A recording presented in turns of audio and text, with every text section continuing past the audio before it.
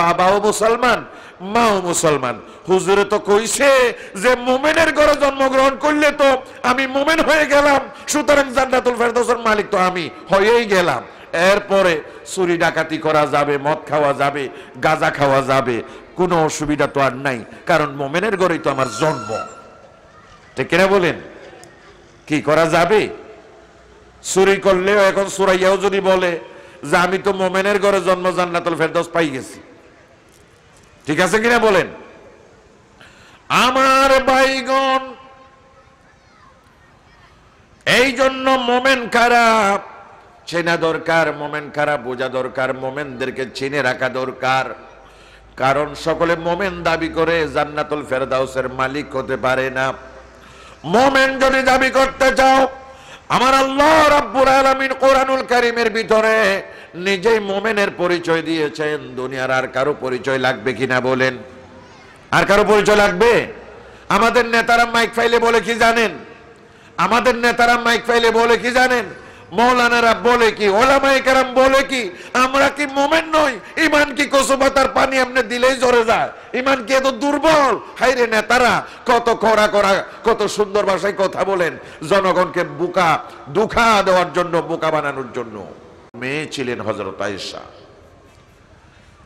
কথা কি আপনারা বুঝতেছেন? বোঝা যায় কথা? একজন হযরত আবু বকর সিদ্দিক রাদিয়াল্লাহু তাআলা আনহু, আরেকজন স্বয়ং নবী মুহাম্মদ রাসূলুল্লাহ সাল্লাল্লাহু আলাইহি সাল্লাম, এই দুজন শিক্ষকের কাছ থেকে সরাসরি ডাইরেক্ট জ্ঞান হাসিল করেছিলেন হযরত আয়েশা। ঠিক কিনা বলেন আমার ভাইগণ? শুধু তা নয়, আরো একটু এগিয়ে যাই।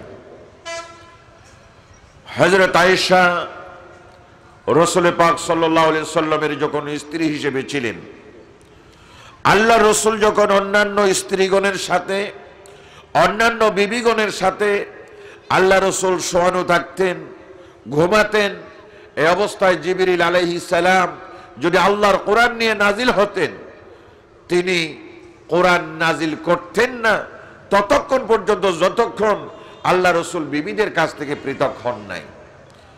কিন্তু হযরত আয়েশা রাদিয়াল্লাহু তাআলা আনহা এত পবিত্রা মহিলা ছিলেন, আল্লাহর কাছে এত পছন্দনীয় মহিলা ছিলেন। আল্লাহ রাব্বুল আলামিনের কোরআন নিয়ে জিবরিল আমিন আলাইহিস সালাম যখন বিশ্ব নবীর কাছে নাজিল হয়ে যেতেন, আর বিশ্ব নবী যদি নিজের স্ত্রী হযরত আয়েশার সাথে ঘুমানো থাকতেন, শোয়ানো থাকতেন, এই অবস্থায়ও হযরত আয়েশার সামনে রাসূল পাকের উপর হযরত জিবরিল কোরআনের আয়াত নাজিল করে দিতেন। সুবহানাল্লাহ। তাহলে কি বোঝা যায়? হযরত জিবরিল আমিন অনেক সময় রাসূল পাকের উপরে কোরআন নাজিল করছেন, আর রাসূল পাকের পাশে হযরত আয়েশা আছেন। সুবহানাল্লাহ। যার স্পষ্ট প্রমাণ হযরত আয়েশা বর্ণনা করেন, আমি দেখলাম যে আল্লাহ রাসূল সাল্লাল্লাহু আলাইহি সাল্লামের উপরে জিবরিল আমিন আলাইহিস সালাম প্রচন্ড শীতে কোরআনুল কারীমের আয়াত ঘন্টার ধ্বনির আকারে নাজিল করছেন, আর এই শীতের অবস্থায় কোরআনুল কারীমের আয়াত উহির ভারে রাসূল পাক সাল্লাল্লাহু আলাইহি ওয়াসাল্লাম জর্জরিত হয়ে রাসূল পাক সাল্লাল্লাহু আলাইহি ওয়াসাল্লামের চেহারা মোবারক থেকে ঘাম টপ টপ করে ঝরছিল। সুবহানাল্লাহ। সেটা দেখেছেন হযরত আয়েশা। তাইলে কি বোঝা যায়? রাসূল পাকের উপর কোরআনুল কারীমের আয়াত নাজিল হতো, আর আয়েশা রাদিয়াল্লাহু তাআলা আনহা নিজে তা সচক্ষে দেখেছেন। এমনি ভাবে আল্লাহ রাসূল সাল্লাল্লাহু আলাইহি ওয়াসাল্লামের স্ত্রী আয়েশা স্বয়ং জিবরিলের কোরআন নাজিলের অবস্থায়ও তিনি জিবরিলের কাছ থেকে নবুয়তের জ্ঞান, রিসালাতের জ্ঞান হাসিল করেছিলেন। সুবহানাল্লাহ। আমার প্রিয় ভাইগণ, আল্লাহ রাসূলের ইন্তেকালের পরে এই জন্য সাহাবায়ে কেরাম কোন বিষয়ে যদি সমস্যায় পড়ে যেতেন, সমাধানের জন্য আল্লাহ রসুলের স্ত্রী হযরত আয়েশা রাদিয়াল্লাহু তাআলা আনহার কাছে ছুটে যেতেন। একদিনের ঘটনা, আল্লাহ রসুলের একজন সাহাবী হযরত ইয়াজিদ ইবনে বাবনুস রাদিয়াল্লাহু তাআলা আনহু, কি নাম বলেছি? কি নাম বলেছি? আপনারা কি শুধু শুনতেছেন? একটু মন দিয়ে শুনেন। আল্লাহ রসুলের সাহাবী নাম ছিল ইয়াজিদ ইবনে বাবনুস। ইয়াজিদ ইবনে বাবনুস রাদিয়াল্লাহু তাআলা আনহু। হযরত ইয়াজিদ ইবনে বাবনুস রাদিয়াল্লাহু তাআলা আনহু মা আয়েশা রাদিয়াল্লাহু তাআলা আনহার কাছে ছুটে গেলেন, বললেন, মা, কাইফা কানা খুলুকু রাসূলিল্লাহ সাল্লাল্লাহু আলাইহি ওয়াসাল্লাম, আম্মা জান আয়েশা বলুন রাসূল পাকের চরিত্র কেমন ছিল। সুবহানাল্লাহ। আম্মা জান আয়েশা রাসূল পাকের চরিত্র কেমন ছিল? হযরত আয়েশা জবাব দেন, হে আল্লাহ রাসূলের সাহাবী, 30 পারা কোরআন কি তুমি পড়োনি? সাহাবা জবাব দিলেন, মা আয়েশা, আমি 30 পারা কোরআন পড়েছি, বুঝে বুঝে পড়েছি, তন্ন তন্ন করে পড়েছি।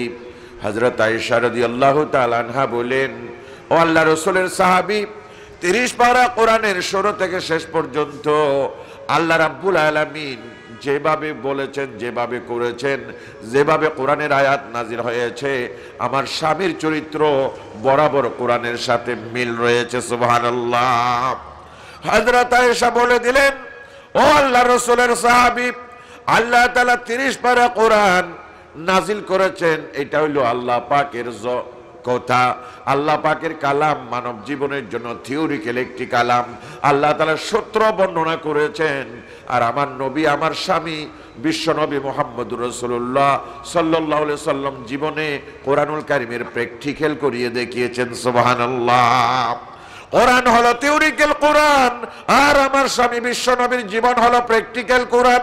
আমার স্বামী বিশ্ব নবীর জীবন হলো জীবন্ত কোরআন। সুতরাং সাহাবী, আল্লাহর রাসূলে আল্লাহ রাব্বুল আলামিনের কোরআনের 30 পারা কোরআন শুরু থেকে শেষ পর্যন্ত যা করা আছে, বলা আছে, আমার স্বামী মুহাম্মদুর রাসূলুল্লাহ সাল্লাল্লাহু আলাইহি সাল্লামের জীবনে তা হুবহু বাস্তবায়ন আছে। সুবহানাল্লাহ। এটা আশ্চর্যজনক কথা, অত্যন্ত আশ্চর্যজনক কথা।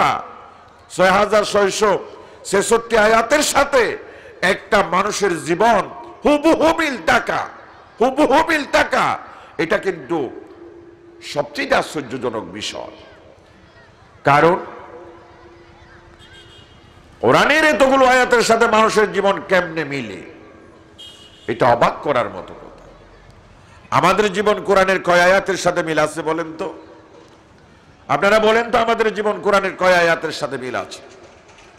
কোরআনের একেবারে শুরুর অংশ আপনারা খেয়াল করেন, আলিফ লাম মিম যালিকাল কিতাবু লা রাইবা ফীহি হুদাল লিল মুত্তাকিন الذين يؤمنون بالغيب ويقيمون الصلاة ومما رزقناهم ينفقون। আছে নাকি? সূরাতুল বাকারার 1 থেকে 3 আয়াত আমি তেলাওয়াত করেছি, ঠিক না? বলা হলো কোরআন হলো মুত্তাকিদের জন্য হেদায়েতের বাণী, ঠিক কিনা? মুত্তাকি মানুষ যারা, আল্লাহওয়ালা মানুষ যারা, যারা আল্লাহকে ভয় করে, হেদায়েতের জন্য তারা কোরআনের কাছেই যাবে। কোরআন ছাড়া পৃথিবীর অন্য কোন গ্রন্থ মানব জাতিকে হেদায়েত দেখাতে পারে না, ঠিক কিনা বলেন? কোরআন এই পৃথিবীর মানবের জন্য হেদায়েতের কালাম। এই পৃথিবীর মানবকে আল্লাহর এই জগতে শান্তি দেবার জন্য, এই জগৎ শান্তিতে ভরপুর করার জন্য, আর আখিরাতের জীবন সুখময়, শান্তিময়, জান্নাতি জীবন বানানোর জন্য আল্লাহ তাআলা কোরআনকে হেদায়েতের বাণী হিসেবে পাঠিয়েছেন, ঠিক না? কিন্তু এই মুত্তাকি কারা? কারা কোরআনের হেদায়েত পাবে, কারা কোরআনের হেদায়েত পাবে না? 3 নম্বর আয়াতে আল্লাহ বলেন, আল্লাযীনা ইউমিনুনা বিল গায়বি। আমার আল্লাহ বলেন মুত্তাকি হলো তারা যারা গায়বের প্রতি ঈমান আনে, গায়বকে বিশ্বাস করে, অদৃশ্য বিষয়কে বিশ্বাস করে নিয়েছে। আমার ভাইগণ, মুসলমানগণ, কথা বলুন, আল্লাহ সুবহানাহু ওয়া তাআলাকে আমরা কি দেখেছি? কথা বলেন, আল্লাহকে আমরা দেখেছি? না দেখে আমরা আল্লাহর উপর ঈমান এনেছি, ঠিক কি না?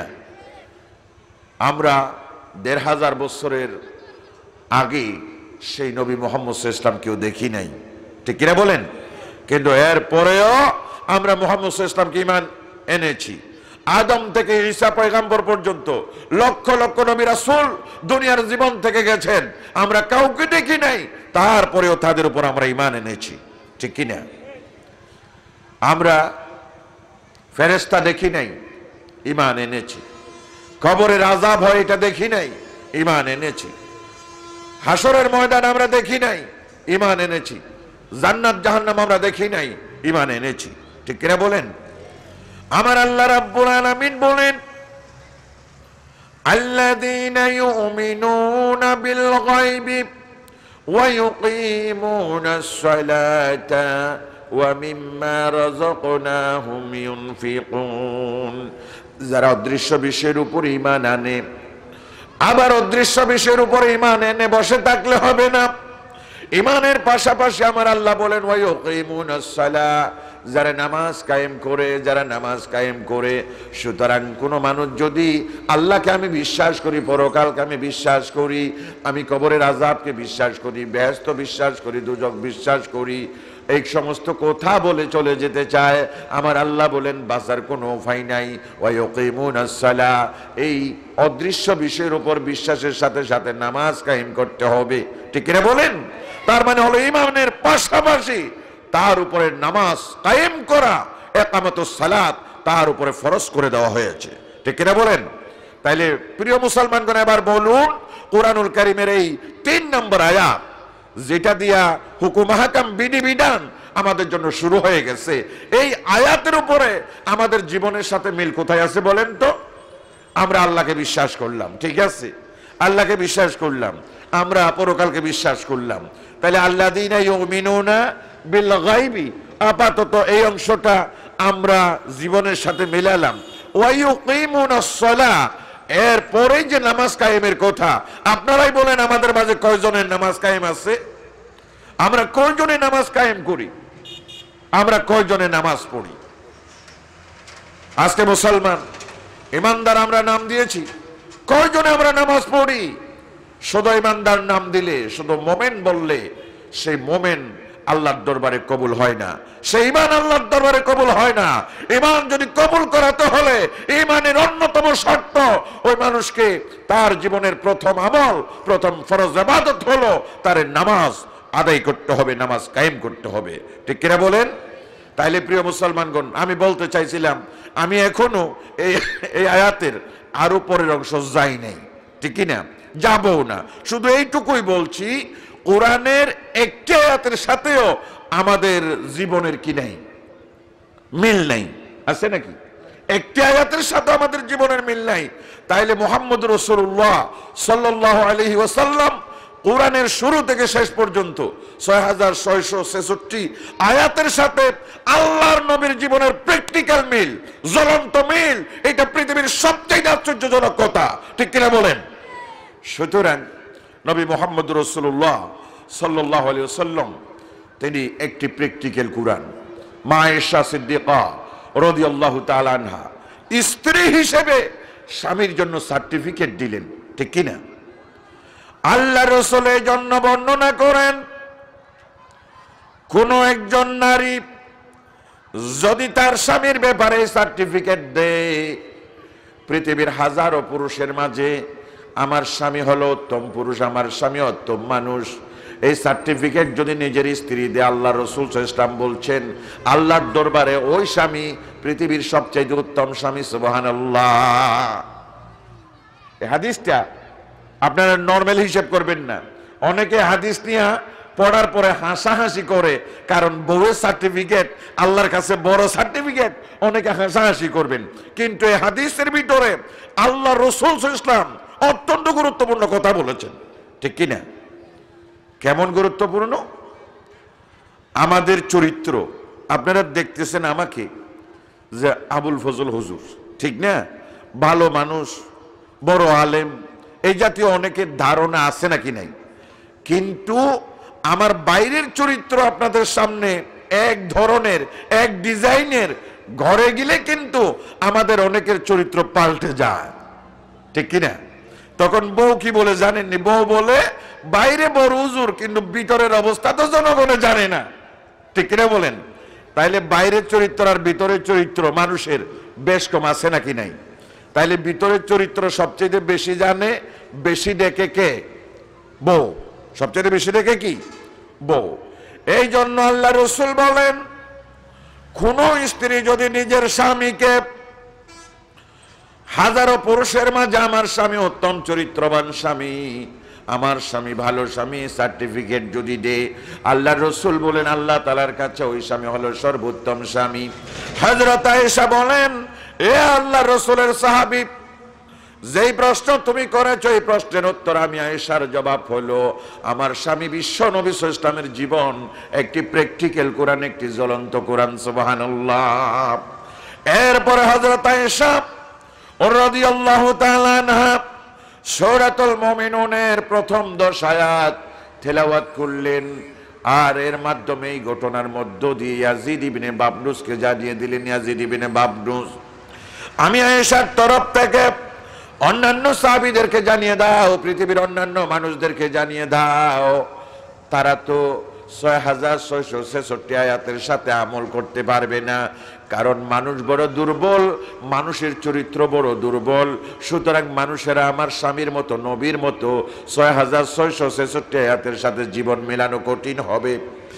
আর আমি সূরাতুল মুমিনুনের প্রথম যে 10 আয়াত তেলাওয়াত করলাম, এই 10 আয়াতের উপরে যদি অন্তত কোনো মুমিন আমল করতে পারে, এই 10 আয়াত দিয়া যদি কোনো মুমিন তার জীবন গঠন করতে পারে, আল্লাহ রাব্বুল আলামিন সার্টিফিকেট দিয়েছেন, আল্লাহ তাআলা গ্যারান্টি দিয়েছেন ওই মুমিনের জন্য জান্নাতুল ফেরদাউসের।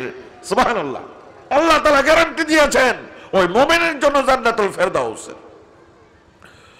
আল্লাহ রাব্বুল আলামিন কোরআনুল কারীমের ভিতরে সূরাতুল মুমিনুনের 9 নম্বর আয়াতে বর্ণনা করে দিয়েছেন, উলাইকা হুমুল ওয়ারিসুন আল্লাযীনা ইয়ারিসুনাল ফিরদাউসা হুম ফিহা খালিদুন।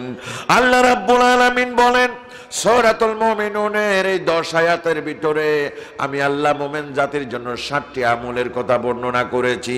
মুমিন যদি 10 আয়াতের ভিতরে যে 7টি আমলের কথা আমি আল্লাহ বর্ণনা করেছি, ওই 7টি আমল যদি একজন মুমিন তার জীবনের সাথে মিলাতে পারে, ওই 7টি আমল যদি একজন মুমিন তার জীবনে গড়ে তুলতে পারে, আমি আল্লাহ তার জন্য জান্নাতুল ফেরদাউসের ওয়ারিস হিসেবে গ্যারান্টি দিলাম যে জান্নাতুল ফেরদাউসের ভিতরে চিরকাল ওই মানুষ অবস্থান করবে। সুবহানাল্লাহ।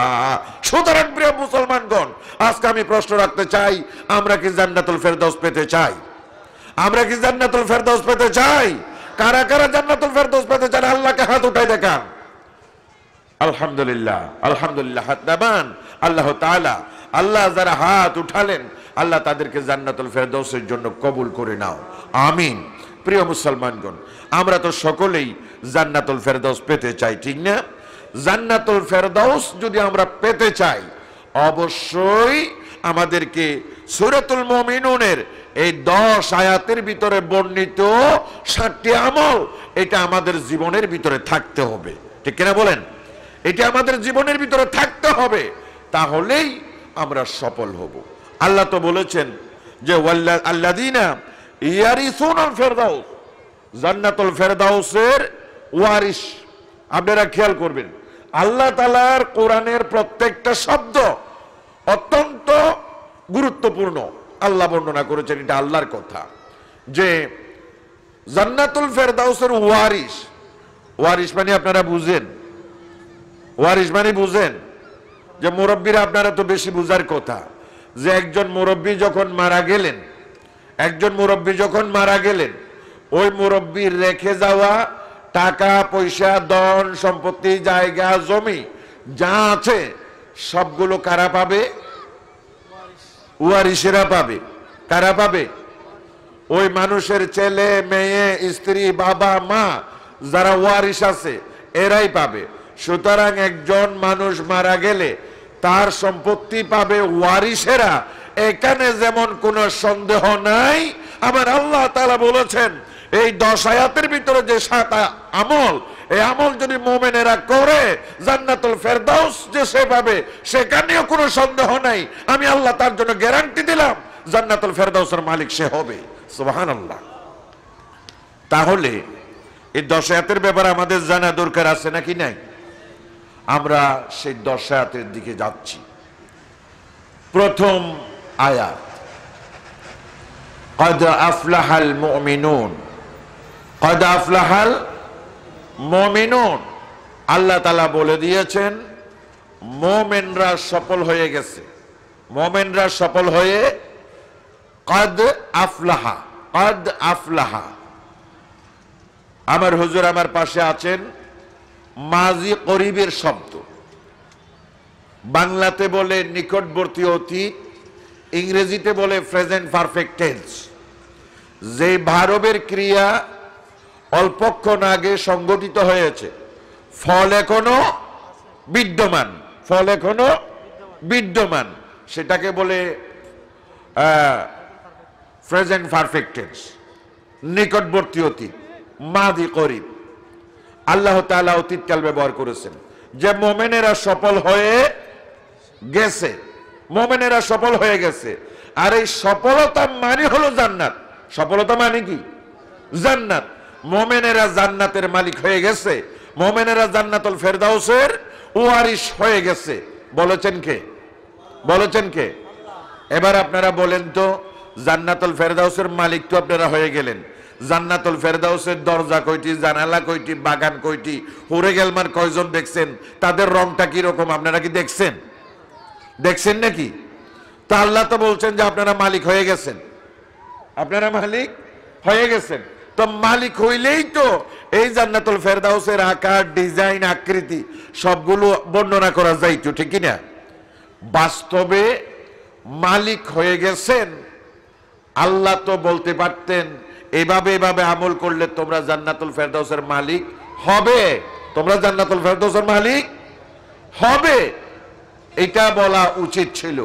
কিন্তু এভাবে না বলে আল্লাহ বলেছেন তোমরা মালিক হয়ে গেছো, তোমরা মালিক হয়ে গেছো। আল্লাহ তাআলা কেন অতীতকাল ব্যবহার করলেন, কেন ভবিষ্যৎকাল আল্লাহ ব্যবহার করলেন না? তার পেছনে কারণ হলো, প্রিয় মুসলমানগণ, অতীতকালের একটা গ্যারান্টি আছে, কিন্তু ভবিষ্যৎকালের কোনো গ্যারান্টি, কি বলেন আপনারা? অতীতকালের গ্যারান্টি আছে, ভবিষ্যৎকালের গ্যারান্টি আছে নাকি? কয়েকজন ছেলে লেখাপড়া করতেছে, রাতে বাজার থেকে বাবা আসলো, বলে যে করিম ভাত খাইছো? হ্যাঁ বাবা ভাত খাইছি। হ্যাঁ রহিম খাইছো? খাইছি। এ জব্বার তুমি খাইছো? খাইছি। এই ফাতেমা তুমি খাইছো? বাবা পরে একটু বাকি আসেনি, এই পড়াটা শিকার পরে আমি খাবো। ডেক্সিতে ভাতও আছে। ফাতেমার পড়া শেষ, ভাত খাওয়ার জন্য উঠে গেল, ভাত খাওয়ার জন্য উঠে গেল, ভাত খাইতে যাবে, হুট করে মাথা ব্যথা করে, কলিজা ব্যথা করে ফাতেমা ধপ করে পড়ে গেল। আর ডাক্তার খানায় যাইতে যাইতে ফাতেমা দুনিয়া থেকে বিদায় নিয়ে গেল। ভাত খাওয়া কি হলো? ভাত খাওয়া কি হলো? তাহলে কি বোঝা গেল? বেডশিটে ভাতও আছে, ফাতেমা খাওয়ার জন্যও যাইতেছে। ভাত এবং ফাতেমার মাঝে বেশ সময় ব্যবধান আছে আর 1 মিনিট। আর কত? 1 মিনিটের ভিতরে ফাতেমা ভাত খাবে, ঠিক না? কিন্তু তার মাঝে মালাকুল মউত আজরাইল হাজির। ভাত খাওয়া হলো? তাইলে কি বোঝা গেল? ভবিষ্যৎকাল যত মজবুত হোক না কেন, এই ভবিষ্যৎকালের গ্যারান্টি দেওয়া যায় না, ঠিক কিনা বলেন? ভবিষ্যৎকালের গ্যারান্টি দেওয়া যায় না, কিন্তু অতীতকালের গ্যারান্টি দেওয়া যায়। এই জন্য আল্লাহ সুবহানাহু ওয়া তাআলা অতীতকাল ব্যবহার করেছেন। এই জন্য এই আমলগুলো করলে অতীতকালীন কাজের যেমন গ্যারান্টি আছে, আমি আল্লাহ তাআলা গ্যারান্টি দিলাম যে মুমিনরা তোমরা জান্নাতের অধিকারী হয়ে গেছো। সুবহানাল্লাহ। তাহলে কি বোঝা গেল? আল্লাহ রাব্বুল আলামিন قد أفلح المؤمنون, মুমিন তোমরা সফল হয়ে গেছো। এর মাধ্যমে আমার আল্লাহ রাব্বুল আলামিন সর্বপ্রথম এই কথাই বলে দিলেন, জান্নাত পাওয়ার জন্য, জান্নাতুল ফেরদাউসের মালিক হওয়ার জন্য 1 নম্বর আমল হলো ওই মানুষটাকে মুমিন হতে হবে, ঈমান আনতে হবে, ঠিক কিনা বলেন? ওই মানুষটাকে ঈমান আনতে হবে, ওই মানুষটাকে মোমেন হতে হবে। তাইলে কি বোঝা গেল? মোমেন না হয়ে কোনো মানুষ যতই ভালো হোক না কেন, মোমেন না হয়ে ওই মানুষ কখনো সফলতা পাবে না, ওই মানুষ কখনো জান্নাতুল ফেরদাউসের মালিক হবে না। ঠিক কিনা বলেন? কথাগুলো কার? কথাগুলো কার? কথাগুলো যদি আকাশ জমিনের মালিক আল্লাহ সুবহানাহু ওয়া তাআলার কথা হয়, তাহলে কোন মুমিনের কি সন্দেহ থাকতে পারে? কথাগুলো কার? সুতরাং জান্নাতুল ফেরদাউসের মালিক হবে কারা? মুমিনেরা। যারা মুমিন নয়, হিন্দু, বৌদ্ধ, খ্রিস্টান, মুশরিক, কাফের, অমুসলিম, যারা যেভাবে আল্লাহকে বিশ্বাস করার দরকার সেভাবে যদি বিশ্বাস তারা করলো না, তারা মুমিনের তালিকায় আসলো না, সুতরাং তাদের কোনো ভালো কাজও আল্লাহর দরবারে কবুল হবে না। ঠিক কিনা বলেন? সমস্ত ভালো কাজের কবুল হওয়ার এক নম্বর শর্ত হলো তার ঈমান আনতে হবে। কি আনতে হবে? আপনারা তো নাম শুনেছেন মাদার তেরেসার। মাদার তেরেসা নাম শুনেন নাই? মাদার তেরেসা কোন দেশের মহিলা বলেন তো? আলবেনিয়া। ছেলেরা লেখাপড়া করে কি বর্তমান সময়ের লেখাপড়ায় তো হয়ে গেল নাকি, যে আমাদের সময়ের লেখাপড়ার এই সময়ের লেখাপড়ায় বেষ্টম একটু আসছে বলে মনে হচ্ছে। মাদার তেরেসার রাষ্ট্র ছিল আলবেনিয়া। এই মহিলা জাতে খ্রিস্টান, এই মহিলা জাতে, কিন্তু মহিলা প্রচুর পরিমাণ ধন সম্পদের মালিক ছিল। এই মহিলা গোটা বিশ্বের অধিকাংশ রাষ্ট্র দ্বারা তিনি ঘুরেছেন, গরিব রাষ্ট্রে বিশেষ করে ঘুরেছেন। যেখানে চিকিৎসার অভাব হাসপাতাল দিয়েছেন, যেখানে শিক্ষা দীক্ষার অভাব স্কুল কলেজ বিশ্ববিদ্যালয় দিয়েছেন, যেখানে চলাফেরার অভাব রাস্তাঘাট সেতু নির্মাণ করেছেন। বিশ্বে নানা ভালো কাজ করেছেন এই মহিলা। কিন্তু তা সত্ত্বেও এই মহিলার কোনো ভালো কাজ, এই মহিলার কাজের কারণে ওই মহিলা জান্নাতে যাবে না। তার পেছনে একমাত্র কারণ কি বলেন? ওই মহিলার ঈমান নাই, ওই মহিলা মুমিন নয়। আল্লাহকে ইসলাম অনুযায়ী যেভাবে বিশ্বাস করার দরকার সেভাবে বিশ্বাস করে নাই। এই জন্য প্রিয় ভাইগণ, মুমিন হতে হবে। কি হতে হবে? মুমিন হতে হবে। আল্লাহ সুবহানাহু ওয়া তাআলা আমাদেরকে বিধর্মীর ঘরে, বিধর্মীর পেট থেকে এই দুনিয়ায় না পাঠাইয়া আল্লাহ তাআলা আমাদেরকে ইমানদারের ঘর থেকে এই দুনিয়ায় পাঠালেন। এই জন্য শুকরিয়া করতে হবে কার? শুকরিয়া করতে হবে কার? আল্লাহ তাআলার শুকরিয়া করা দরকার, কারণ আল্লাহ তাআলা আমাদেরকে মুমিনের ঘরে পাঠালেন। ঠিক কিনা বলেন? এখন মুমিনের ঘরে পাঠানোর পরে বাবার নাম আব্দুল করিম, মায়ের নাম আমিনা বেগম, সম্পূর্ণ মুসলমান না? বাবার নাম আব্দুল করিম, মায়ের নাম কি? আমিনা বেগম। ছেলে জন্ম নিল, নাম হইল আব্দুল মান্নান। নাম হইল কি? আব্দুল মান্নান। এখন আব্দুল মান্নান বলে আমার বাবাও মুসলমান, মাও মুসলমান। হুজুরে তো কইছে যে মুমিনের ঘরে জন্মগ্রহণ করলে তো আমি মুমিন হয়ে গেলাম, সুতরাং জান্নাতুল ফেরদাউসের মালিক তো আমি হয়েই গেলাম। এরপরে চুরি ডাকাতি করা যাবে, মদ খাওয়া যাবে, গাঁজা খাওয়া যাবে, কোনো অসুবিধা তো আর নাই, কারণ মুমিনের ঘরেই তো আমার জন্ম। ঠিক কিনা বলেন? কি করা যাবে? চুরি করলেও এখন চুরাইয়াও যদি বলে যে আমি তো মুমিনের ঘরে জন্ম, জান্নাতুল ফেরদাউস পাই গেছি। ঠিক আছে কিনা বলেন? আমার ভাইগণ, এই জন্য মুমিন কারা চেনা দরকার, মুমিন কারা বোঝা দরকার, মুমিনদেরকে চিনে রাখা দরকার। কারণ সকলে মুমিন দাবি করে জান্নাতুল ফেরদাউসের মালিক হতে পারে না। মুমিন যদি দাবি করতে চাও, আমার আল্লাহ রাব্বুল আলামিন কোরআনুল কারীমের ভিতরে নিজেই মুমিনের পরিচয় দিয়েছেন। দুনিয়ার আর কারো পরিচয় লাগবে কিনা বলেন? আর কারো পরিচয় লাগবে? আমাদের নেতারা মাইক ফাইলে বলে কি জানেন? আমাদের নেতারা মাইক ফাইলে বলে কি জানেন? মৌলানারা বলে কি, ওলামায়ে কেরাম বলে কি, আমরা কি মুমিন নই? ঈমান কি কচু পাতার পানি এমনি দিলেই ঝরে যায়? ঈমান কি এত দুর্বল? হায়রে নেতারা কত কড়া কড়া, কত সুন্দর ভাষায় কথা বলেন জনগণকে দুঃখা দেওয়ার জন্য, বোকা বানানোর জন্য। আমার আল্লাহ রাব্বুল আলামিন মুমিনদের পরিচয় দিয়েছেন কোরআনুল কারীমের ভিতরে। এই জন্য প্রিয় মুসলমানদেরকে মুমিনের পরিচয় আজ এখান থেকে জেনে নিতে হবে। আমার আল্লাহ রাব্বুল আলামিন মুমিনের পরিচয় দিতে গিয়ে বলেছেন, ইন্নামাল মুমিনুনা আল্লাযীনা ইযা যুকিরাল্লাহু ওয়াজিলাত কুলুবুহুম ওয়া ইযা তুলিয়াত আলাইহিম আয়াতুহু যাদাতুহুম ঈমানাও ওয়া আলা রাব্বিহিম ইয়াতাওয়াক্কালুন। সূরাতুল আনফাল আয়াত নম্বর 3। সূরা আনফালের 3 নম্বর আয়াতে আমার আল্লাহ সুবহানাহু ওয়া তাআলা মুমিনের পরিচয় দিয়েছেন। এই আয়াতে মুমিনের শুধুমাত্র 3টি গুণ আল্লাহ বর্ণনা করেছেন। কয় গুণ? 3টি গুণ আল্লাহ বর্ণনা করেছেন। আল্লাহ রাব্বুল আলামিন বলেন, ও দুনিয়ার মানুষেরা, তোমরা মুমিন ছিল না, আমি আল্লাহ তাআলা তোমাদেরকে মুমিন পরিচয় করিয়ে দিচ্ছি। মুমিনদের পরিচয় ভালো করে জেনে নাও। ইন্নামাল মুমিনুনা আল্লাযীনা ইযা যুকিরাল্লাহু ওয়াজিলাত কুলুবুহুম। মুমিন হলো তারা, যখন আল্লাহ পাকের কথা জিকির হয় তখন তার অন্তরের ভিতরে একটা কম্পন তৈরি হয়ে যায়, একটা ডট তৈরি হয়ে যায়, একটা কাঁপানি তৈরি হয়ে যায়। আমার ভাইগণ, মুফাসসিরিনে কেরাম কোরআনুল কারীমের তাফসীরের ভিতরে এই আয়াতের 2 ধরনের ব্যাখ্যা করেছেন। এক ধরনের ব্যাখ্যা হলো আল্লাহর ভয়ে অন্তর প্রকম্পিত হওয়া, আরেক ধরনের ব্যাখ্যা হলো আল্লাহ পাকের ভালোবাসায় অন্তর প্রকম্পিত হওয়া। সুবহানাল্লাহ। একটা হলো আল্লাহর ভয়ে অন্তর প্রকম্পিত হওয়া, যেমন একজন মুমিন না বুঝে সুদের ব্যবসা করতেছে, সুদের টাকা হাতে নিল, সুদের টাকা হাতে নিল, হঠাৎ করে অন্তরে জিকির হলো কার? আল্লাহর। স্মরণ পড়লো আল্লাহর, মনে পড়লো আল্লাহর। ও আল্লাহ, দুনিয়ার কেউ আমারে বাধা দেওয়ার নাই, কেউ না দেখলেও, কেউ বাধা দেবার ক্ষমতা না থাকলেও, ও আকাশ জমিনের মালিক আল্লাহ, আমি যে সুদের লেনদেন করছি হাত দ্বারা, এই ঘটনা তো আল্লাহ তুমি দেখছো। সুতরাং আমার এই হাত এই সুদের কারণে, লেনদেনের কারণে কাল কিয়ামতের ময়দানে জাহান্নামী হবে। ও আল্লাহ তাআলা, আমি তোমাকে ভয় করলাম। ও আল্লাহ, তোমার ভয় আমি সুদের লেনদেন তরক করলাম।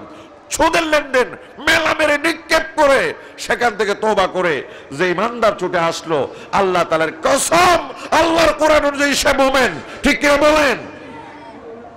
আর যে মানুষ আল্লাহর কথা মনে পড়ার পরেও ওই অবৈধ কাজ থেকে নিজেকে ফেরাতে পারলো না, অবৈধ কাজ রয়েই গেল, যে আল্লাহর ডর তারে কোনো প্রভাব ফেললো না, যে আল্লাহর কথা মনেও পড়লো কিন্তু আল্লাহর ভয় তার ভিতরে কোনো প্রভাব ফেলতে পারলো না, সে কখনো মুমিন নয়। কোরআনুল কারীমের আয়াত অনুযায়ী সে মুনাফিকের ভিতরে অন্তর্ভুক্ত হয়ে গেছে, সে মুমিনের ভিতরে নাই।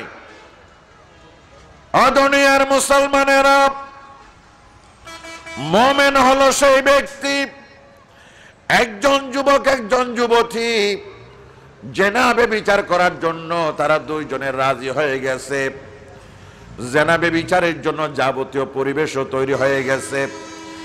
নীরব নির্জন স্থানে ওই যুবক যুবতী জেনা করবে, পৃথিবীর কেউ তাদেরকে দেখতেছে না, তারা জেনায় লিপ্ত হবে। ঠিক এই মুহূর্তে আল্লাহ পাকের কথা তাদের যে কোনো একজনের অন্তরে অথবা দুজনের অন্তরে আল্লাহ পাকের জিকির চলে আসলো।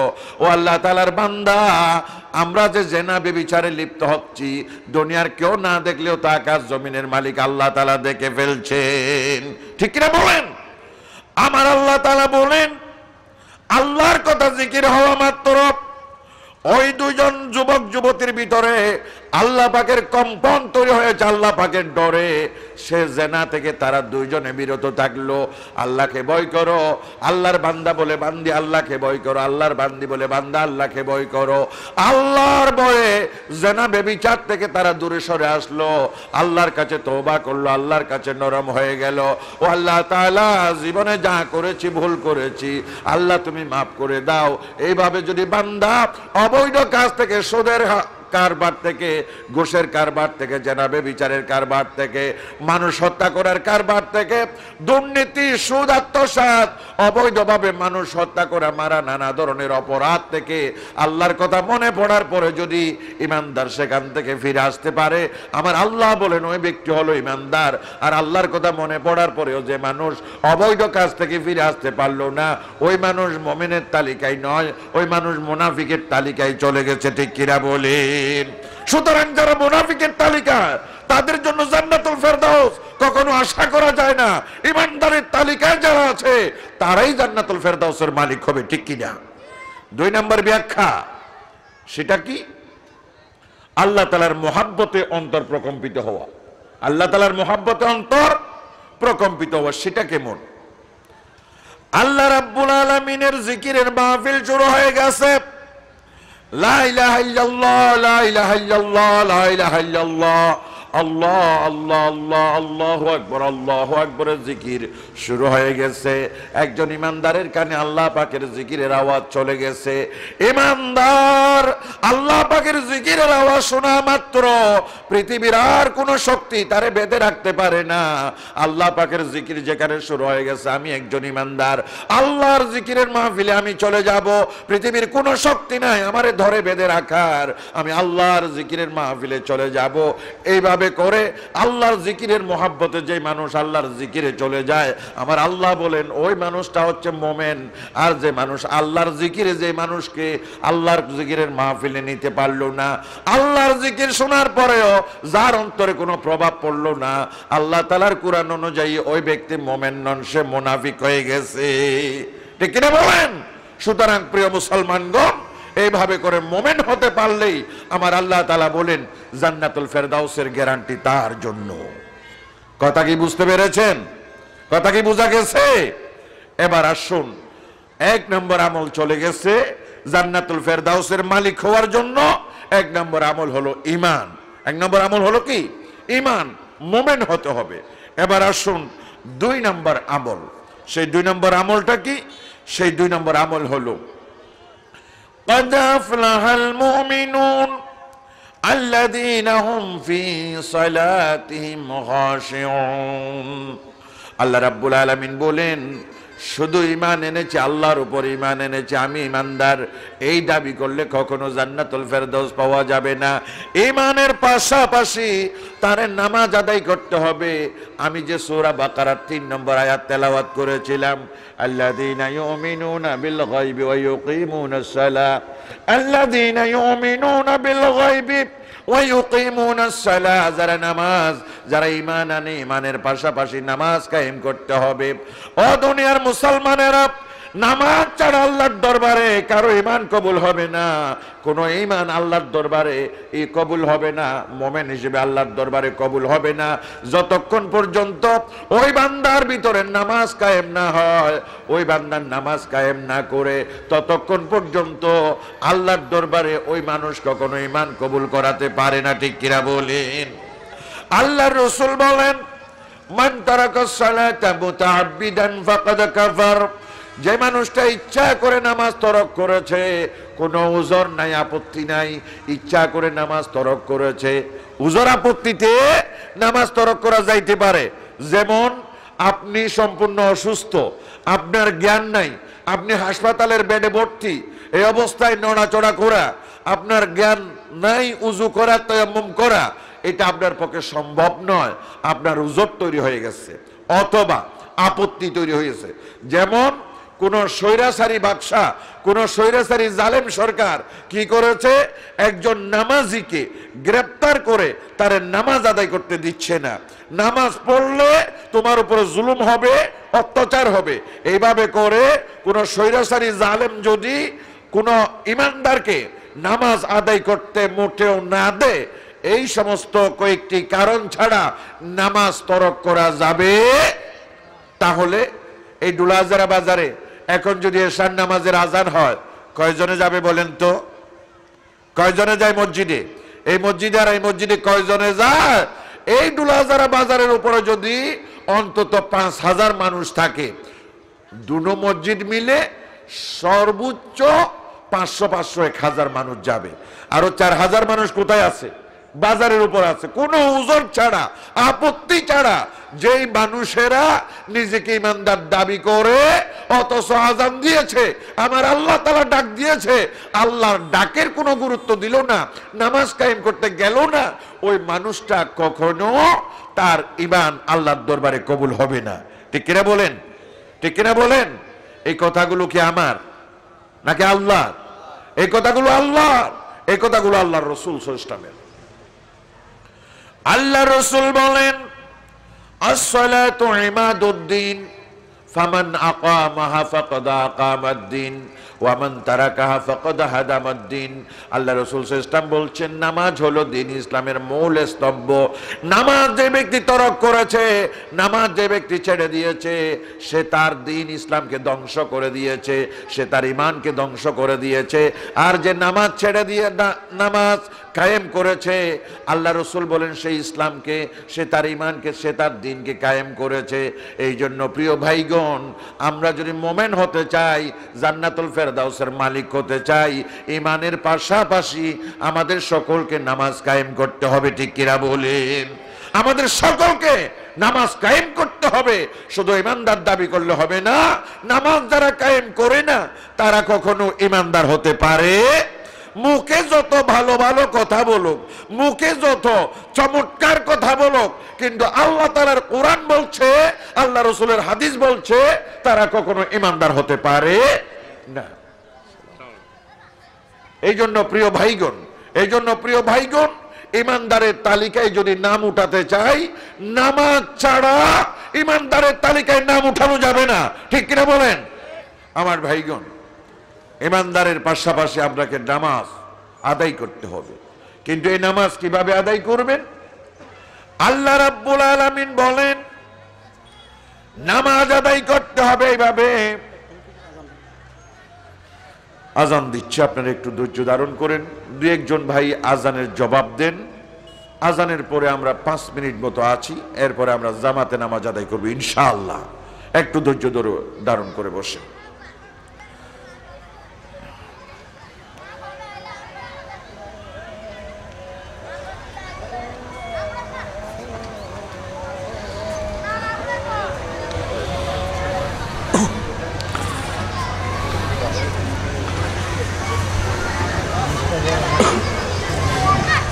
সম্মানিত ভাইগণ, আমরা তো একসাথে যাবো। আপনারা উঠতেছেন কেন? বসেন, আমরা একসাথে যাবো ইনশাআল্লাহ। যে কথা বলতেছিলাম, নামাজ পড়তে হবে এইভাবে। আল্লাহ বলেন একেবারে খুশু সম্পূর্ণ নরম হয়ে আল্লাহর দরবারে দাঁড়াতে হবে। সম্পূর্ণ নরম হয়ে এদিকে চায়। তার শরীরের অবস্থা এক ডিজাইনের। ঠিক কিনা বলেন? এই জাতীয় অনেকে দাঁড়ায় না? দাঁড়ায়। কিন্তু নামাজে কিভাবে দাঁড়াতে হবে? আল্লাহর রাসূল বলেন, আনতা আবুদাল্লাহা কান্নাকা তারাহু ফাইন লাম তাকুন তারাহু কান্নাহু ইয়ারাকা। আল্লাহ রাসূল সাল্লাল্লাহু আলাইহি ওয়াসাল্লাম বলছেন, এভাবে নামাজ কায়েম করো, এভাবে আল্লাহর ইবাদত করো যেন আল্লাহ তাআলা তোমাকে দেখতেছে অথবা তুমি আল্লাহকে দেখতেছো। আমি আল্লাহর সামনে দাঁড়িয়েছি, আমি আকাশ জমিনের মালিক আল্লাহ, সে আল্লাহর সামনে আমি দাঁড়িয়েছি। অথচ আমরা সামান্য একজন চেয়ারম্যানের সামনে গেলে, ওসি সাহেবের সামনে গেলে কত নরম হয়ে দাঁড়ায়। চেয়ারম্যানের সামনে গেলে কি নরম, ওসির সামনে গেলে কি নরম, ডিসির সামনে গেলে কি নরম, কত আদব কায়দা নিয়ে আমরা দাঁড়াই। আকাশ জমিনের মালিক আল্লাহ, যে আল্লাহ হাজারো ডিসি সাহেবের সৃষ্টিকর্তা, সে আল্লাহর সামনে এখন আমি দাঁড়ালাম, কি নরম হয়ে, কেমন নরম হয়ে দাঁড়াতে হবে। আপনারা বিবেক দিয়ে চিন্তা করেন তো, কেমন নরম হয়ে দাঁড়াতে হবে। আপনার চোখ আল্লাহকে দেখতেছে, আপনার কান আল্লাহর কথা শুনতেছে, আপনার কলব আল্লাহর সাথে কথা বলতেছে। এইভাবে করে চিন্তা করতে হবে, মনে মনে ভাবতে হবে, আমার এই দাঁড়ানো আমার জীবনের শেষ দাঁড়ানো। আমি যে রুকু দিচ্ছি, এই রুকুর পরে আমার জীবনে আর রুকু না আসতে পারে। আমি যে আল্লাহকে সিজদা দিচ্ছি, এই সিজদার পরে আমার জীবনে আর সিজদা না আসতে পারে। এই সিজদা যেন আমার জীবনের শেষ সিজদা, এই রুকু যেন আমার জীবনের শেষ রুকু, এই দাঁড়ানো এটা যেন আমার জীবনের শেষ দাঁড়ানো। এইভাবে করে সম্পূর্ণ নরম হয়ে, মোমের মতো মানুষ যেমন মোম যেমন গলে যায়, এভাবে নরম হয়ে আল্লাহর সামনে দাঁড়াতে হবে। এইভাবে যদি দাঁড়ায়, আল্লাহ তাআলা বলেন তার জন্য জান্নাতুল ফেরদাউসের গ্যারান্টি দেওয়া হলো। সুবহানাল্লাহ। তাইলে 7 আমলের ভিতরে আমি আলোচনা করতে পারলাম কয় আমল? মাত্র 2টি আমল। কয়টি আমল? একটি আমল হলো ঈমান, আরেকটি আমল হলো ঈমানের পাশাপাশি নামাজ নম্রতা সহকারে আদায় করা। বাকি 5টি রয়ে গেছে। আল্লাহ তাআলা যদি কোনো সময় সুযোগ দেন, তৌফিক দেন, আলোচনা হবে। আর আপনারা যাদের কোরআন শরীফ বাংলা অনুবাদওয়ালা, তফসিরওয়ালা কোরআন শরীফ আছে, আপনারা বাড়িতে যাবেন, বাড়িতে যাবার পরে আপনারা পড়বেন সূরাতুল মুমিনুন 18 পারা। 18 পারা শুরুতেই সূরাতুল মুমিনুন প্রথম 10 আয়াতের অনুবাদ পড়বেন, এরপরে ব্যাখ্যা থাকলে সেগুলো পড়বেন, ইনশাআল্লাহ 60টি আমল পরিপূর্ণভাবে পেয়ে যাবেন। আল্লাহ তাআলা আমাদের সকলকে এই আমলগুলো বাস্তবায়ন করার তৌফিক দান করুন, আমিন। আল্লাহ তাআলা এই আমলগুলোর উপরে আমাদের সকলকে জীবন গঠন করার, এই আমলগুলো আমাদের জীবনের সাথে মিলিয়ে আমরা যেন জান্নাতুল ফেরদাউসের মালিক হতে পারি, এই তৌফিক আল্লাহ আমাদের সকলকে দান করুন, আমিন আমিন আমিন। আসসালামু আলাইকুম ওয়া রাহমাতুল্লাহি ওয়া বারাকাতুহু।